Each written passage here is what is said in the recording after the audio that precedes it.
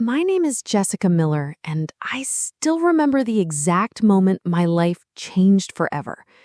The wooden floorboards of our modest Ohio home creaked under my feet as I stood in the living room, surrounded by the family I thought would always have my back.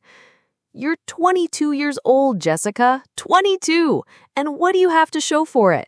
My father's voice boomed through our small living room, his face flushed with that familiar shade of disappointment.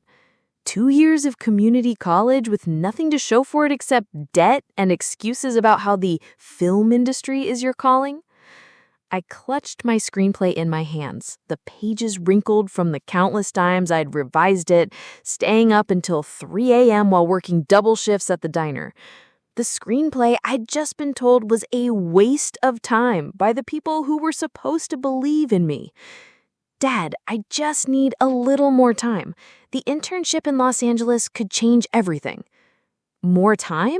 My mother's laugh cut through the air like a knife. Honey, you can barely pay your phone bill. How exactly do you plan to survive in Los Angeles? It's time to be realistic.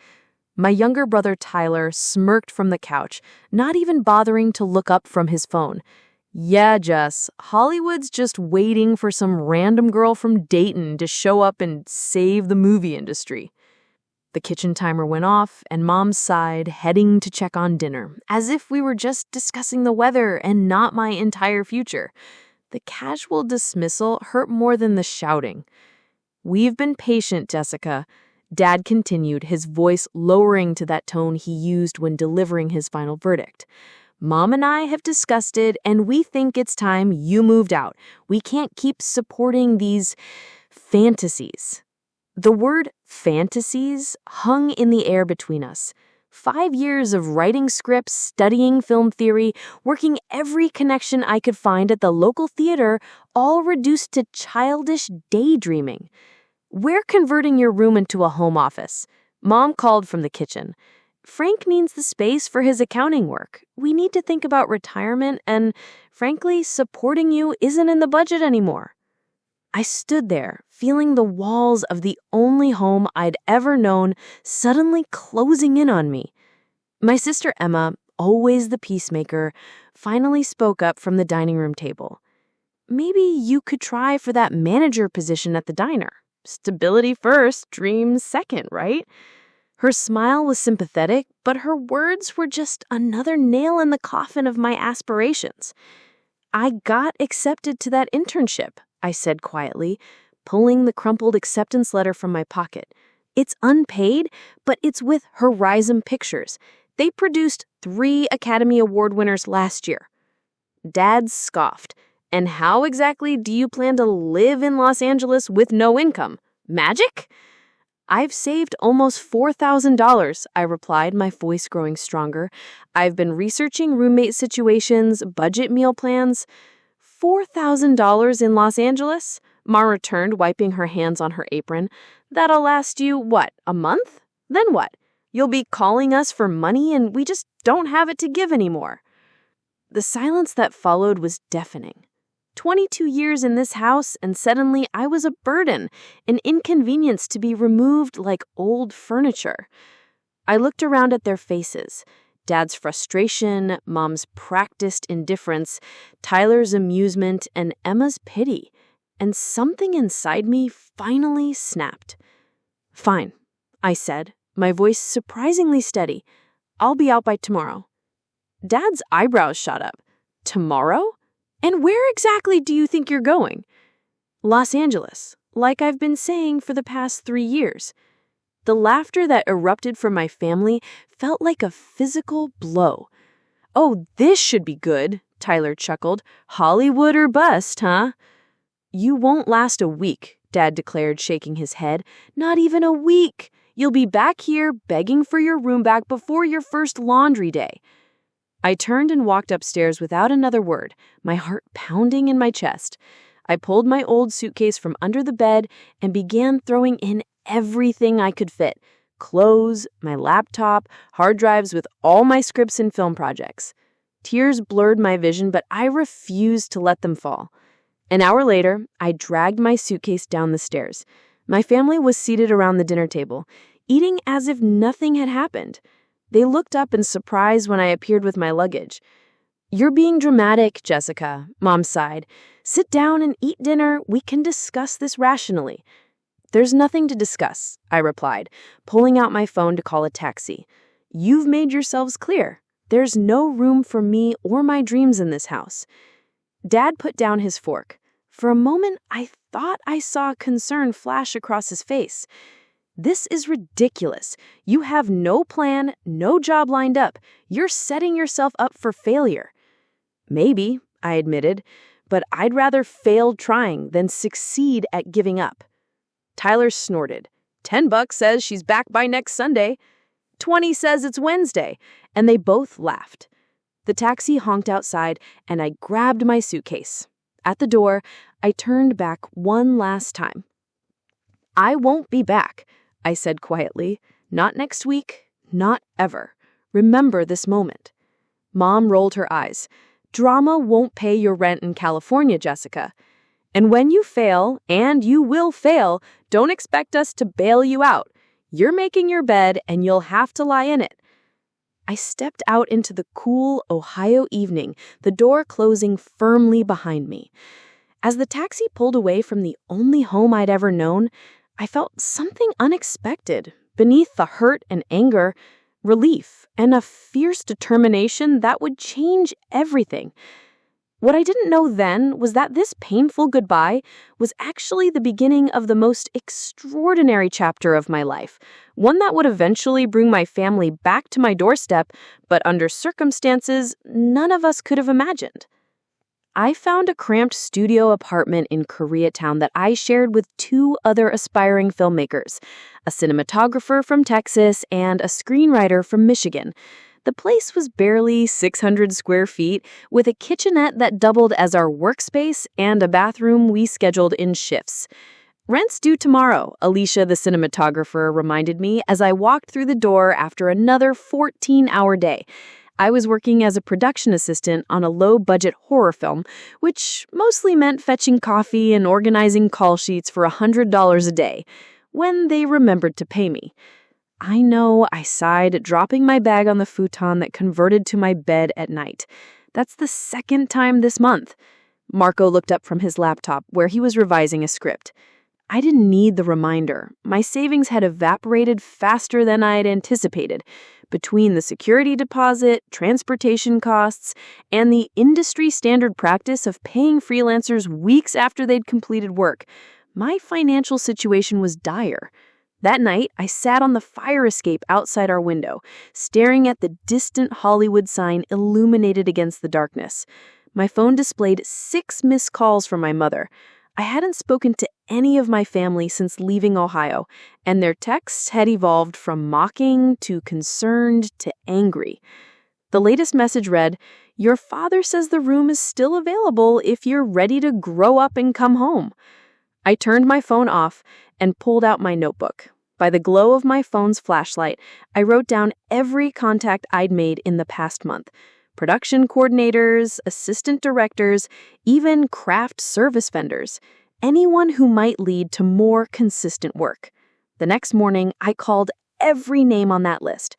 "This is Jessica Miller. We worked together on Midnight Scream last week. I was wondering if you needed any help on your current project."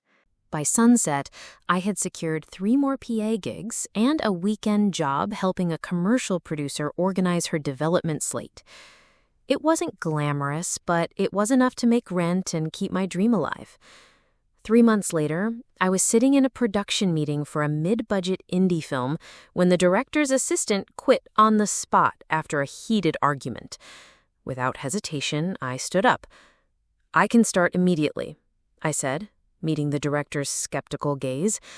"I've been taking notes on your process since pre-production began.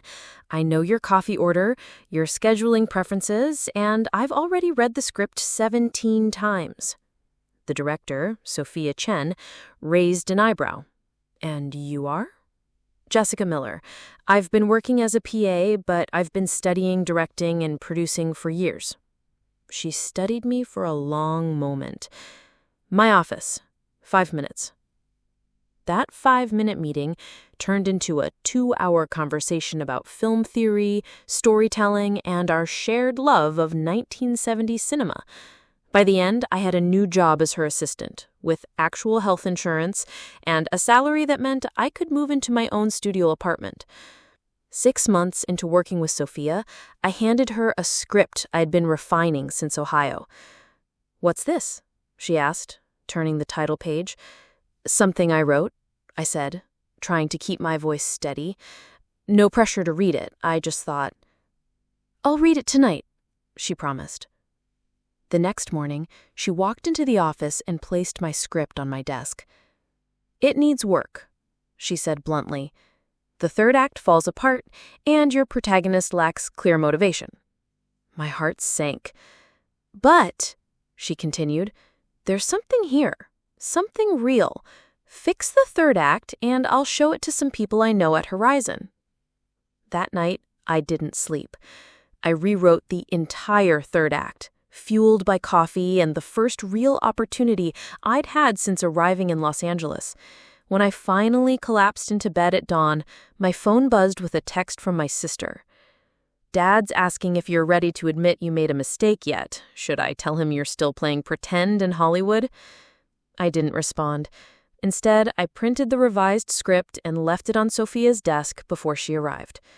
2 weeks later, Sophia introduced me to Alexander Reeves, an executive producer at Horizon Pictures who was looking for fresh voices for their independent film division. "I like taking chances on hungry newcomers," he told me over coffee.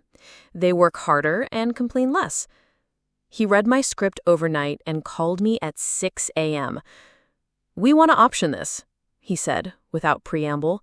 "It's rough, but there's something authentic here. And Sophia says you're the hardest working assistant she's ever had." The option money wasn't life-changing, but it was validation. More importantly, it came with a junior development position at Horizon, a foot in the door I had dreamed about since I was 16. As I signed the paperwork in Horizon's gleaming office tower, I thought about my father's prediction that I would fail within a week. It had been exactly 1 year since I'd left Ohio with nothing but a suitcase and determination. I still wasn't calling home. Not yet. Not until I had something so undeniable that even they couldn't dismiss it as luck or fantasy. Little did I know, that moment was coming sooner than any of us expected. And 3 years after joining Horizon Pictures, I found myself in a glass-walled conference room pitching my vision for a film that would change everything. "The budget is aggressive," I admitted, to the row of executives staring back at me. "But the story is universal. It's about family, betrayal, and redemption, themes that resonate across demographics." At 26, I was now a full development executive, having climbed from junior assistant to coordinator to executive in record time. My reputation at Horizon was built on identifying undervalued scripts and connecting them with the right talent, a skill that had helped deliver 2 modest hits for the studio. Alexander Reeves, now my mentor, leaned forward. "Jessica has an exceptional eye for commercial potential wrapped in artistic integrity. I think we should greenlight this." The studio head, Margaret Wilson, tapped her pen against her notepad.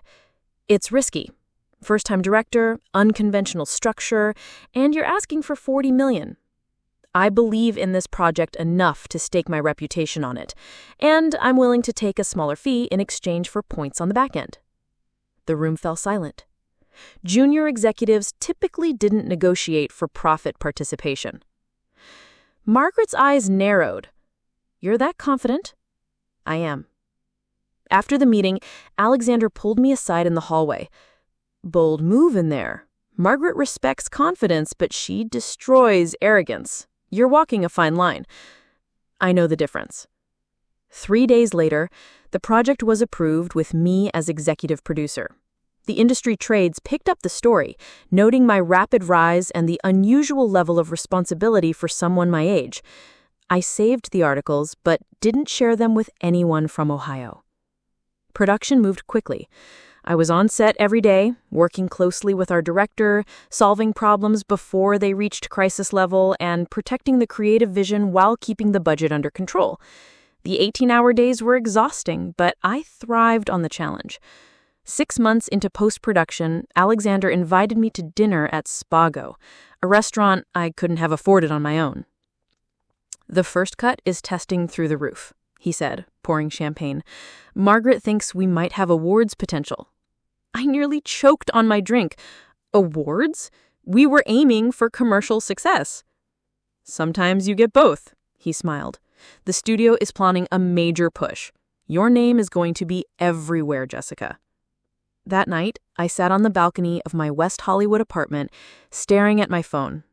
For the first time in years, I felt the urge to call home, to share this moment with my family. My finger hovered over my mother's number. Then I remembered her words. "Drama won't pay your rent in California."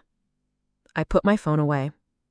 The film premiered at the Toronto International Film Festival to a standing ovation. Critics called it a stunning debut from a visionary new producer and the rare commercial film with artistic integrity.